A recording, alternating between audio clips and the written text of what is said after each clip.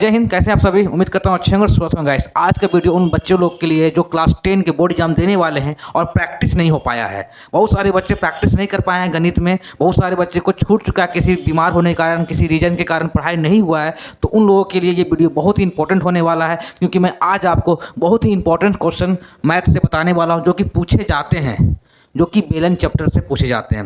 बेलन चैप्टर से आपका 2 से 3 मार्क्स और 5 मार्क्स से क्वेश्चन पूछे जाएंगे और कंफर्म है कि इसी क्वेश्चन से, इसी टाइप के क्वेश्चन पूछे जाएंगे। भले अमाउंट अलग हो सकता है लेकिन पैटर्न सेम रहेंगे। अगर आप प्रैक्टिस नहीं किए हो तो ये क्वेश्चन को जरूर प्रैक्टिस करके जाना, और जो वीडियो देख रहे हैं आसपास पड़ोस में वीडियो शेयर करेंगे गाइस, ताकि उन लोगों का एग्जाम अच्छा जा सके। तो आइए एक सवाल को बनाते हैं। क्या है सवाल में?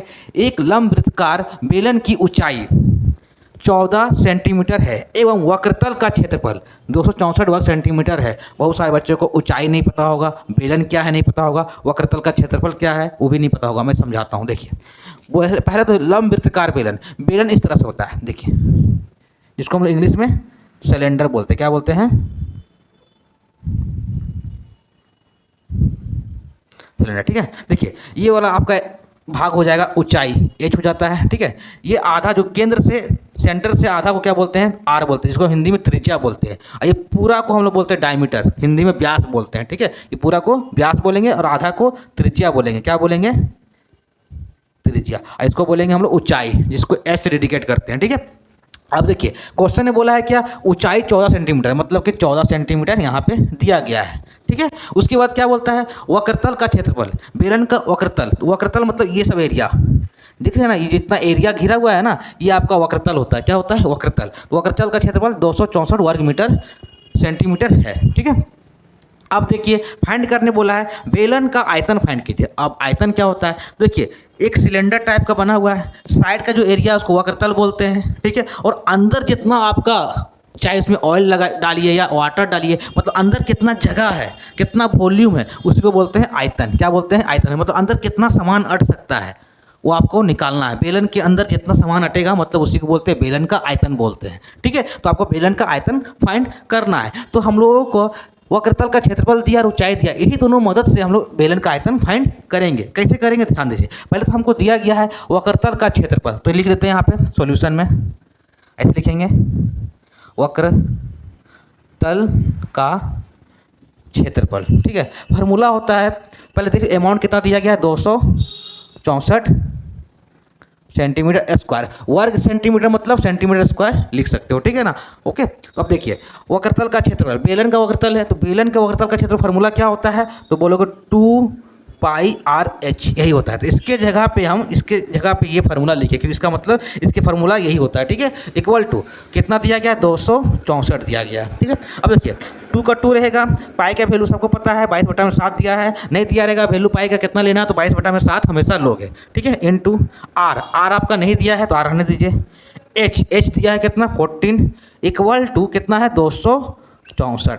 ठीक है। यहाँ तक क्लियर हो गया। अब देखिए कैसे काटते हैं। 7 से कट जाएगा कितने टाइम में?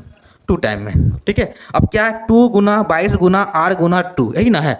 तो हम लोग को आर का वैल्यू निकालना, तो आर कहीं पे होल्ड रखेंगे, कितना है? 264 है। बाकी जो भी सब गुना में नीचे इक्वलिटी को उधर जाएगा तो डिवाइड बन जाएगा। तो 2/2 कितना है?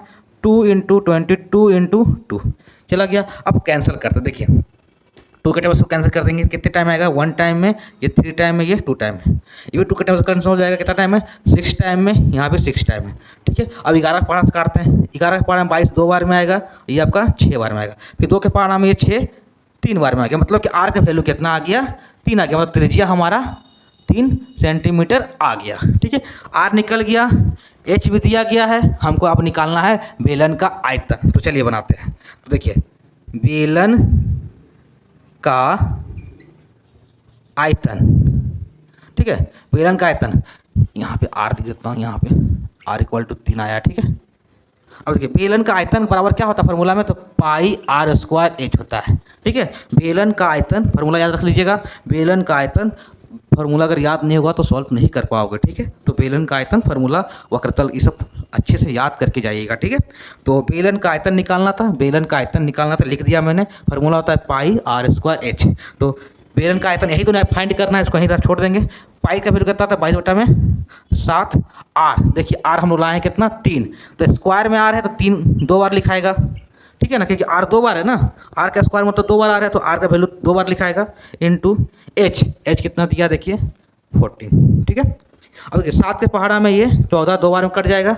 अब क्या है 22 गुना 3 गुना 3 गुना 2, ये सबको क्या करेंगे मल्टीप्लाई करेंगे। चलिए मल्टीप्लाई हम लोग यहाँ पे कर लेते हैं। देखिए पहले यहाँ कीजिए 3 3 या 9, 9 को 2 से करेंगे तो क्या आएगा 18 आएगा। तो 22 को 18 से मल्टीप्लाई कर दीजिए, कितना आ जाएगा आपका 16 17 2 2 कितना आ गया 6 9 3, कितना आ गया 396। तो 396 देखिए बेलन का आयतन बोला है तो सेंटीमीटर, बहुत सारे बच्चे यहाँ पे कंफ्यूज करते हैं, क्यूब होगा, ठीक है। जब भी वॉल्यूम फाइंड कीजिएगा तो क्यूब होता है, ठीक है।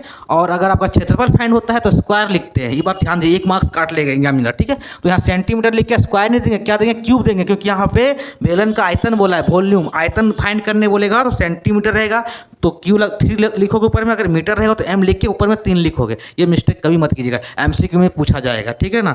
तो ध्यान दीजिएगा, जब भी आयतन होगा निकालना तो क्यूब देंगे और एरिया रहता है तो स्क्वायर देते हैं, ठीक है। तो उम्मीद करता हूँ इस बार जो आपका एग्जाम होने वाले हैं 10 क्लास के, उसमें मैथ का पेपर में अगर ऐसे क्वेश्चन पूछे जाते हैं जरूर जरूर बना के आना गाइस, ताकि ऐसे सवाल से आपको 2 मार्क्स या 3 मार्क्स कटेंगे नहीं, पक्का 3 मार्क्स तो पूछे जाते, 3 अंक के आते हैं ये, ठीक है। तो उसको प्रैक्टिस कर लीजिएगा, आसपास के पड़ोस में, दोस्तों में, बंधुओं में वीडियो को ज़्यादा शेयर करें ताकि उन लोगों को भी इस तरह से नॉलेज मिल सके और पढ़ सके गाइस। मिलता हूँ नेक्स्ट वीडियो में, अभी के लिए ऑल द बेस्ट।